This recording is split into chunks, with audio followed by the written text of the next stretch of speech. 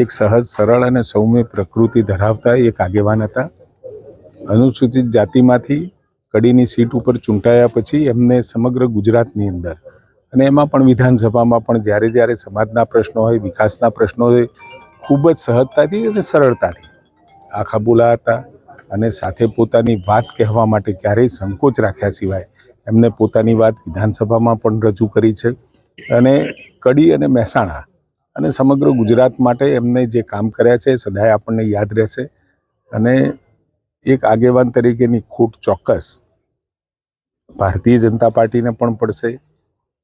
ગુજરાત અને કડી મહેસાણાને ચોક્કસ એની ખોટ વર્તાય, એક ઉણપ વર્તાય એવું એમનું વ્યક્તિત્વ હતું। અને ખૂબ જ સરળ અને કદાચ બસમાં જ કડીથી ગાંધીનગર આવવું અને ગાંધીનગરમાં પણ જ્યાં એમએલએ ક્વાર્ટર્સ છે ત્યાંથી વિધાનસભા સુધી પણ ચાલતા આવવું, ચાલતા જવું, એટલે ખૂબ જ જમીન સાથે જોડાયેલા નેતાની ખોટ ખૂબ જ અકલ્પનીય છે। કડીના લોકપ્રિય ધારાસભ્ય અને બીજી ટર્મમાં પણ જેઓ જંગી બહુમતીથી ચૂંટાયા હતા એવા સેવાભાવી ધારાસભ્ય શ્રી કરશનભાઈ સોલંકીનું બીમારીના કારણે આજે દુઃખદ અવસાન થયું છે।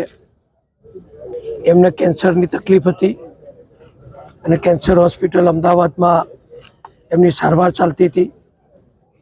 અને સારવાર ચાલતી હોવા છતાં પણ જ્યારે પણ પ્રજાના નાના મોટા પ્રશ્નો હોય, કોઈને કોઈ મુલાકાત કરવી હોય તો કેન્સરની ગંભીર બીમારીમાં પણ તેઓ બધા માટે લગભગ છેલ્લે સુધી ઉપલબ્ધ હતા।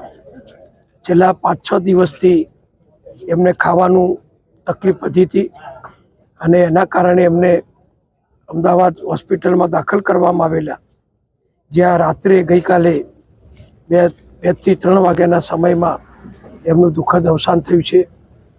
આજે એમને શ્રદ્ધાંજલિ આપવા માટે માનનીય મુખ્યમંત્રી શ્રી ભૂપેન્દ્રભાઈ પટેલ, આરોગ્ય મંત્રી શ્રી ઋષિકેશભાઈ પટેલ, વિધાનસભાના દંડક શ્રી બાલકૃષ્ણભાઈ, મહામંત્રી શ્રી રજનીભાઈ, જિલ્લા ભાજપના બધા જ હોદ્દેદારો અને સમાજ કલ્યાણ મંત્રી બહેનશ્રી પણ અહીંયા આવ્યા છે। અને આખા કડી તાલુકાના અને અન્ય વિસ્તારના પણ અનેક કાર્યકરો એમને શ્રદ્ધાંજલિ આપવા માટે અત્રે આવી રહ્યા છે। થોડા જ સમય પછી એમને અહીંયાથી એમના ગામ નગરાસણ અંતિમ સંસ્કાર માટે લઈ જવામાં આવશે અને ત્યાં અંતિમ સંસ્કાર કરવામાં આવશે। કરશનભાઈનું આકસ્મિક અને દુઃખદ અવસાન એ આ વિસ્તાર માટે ખૂબ મોટી ખોટ ચાલે એ પ્રકારનું છે।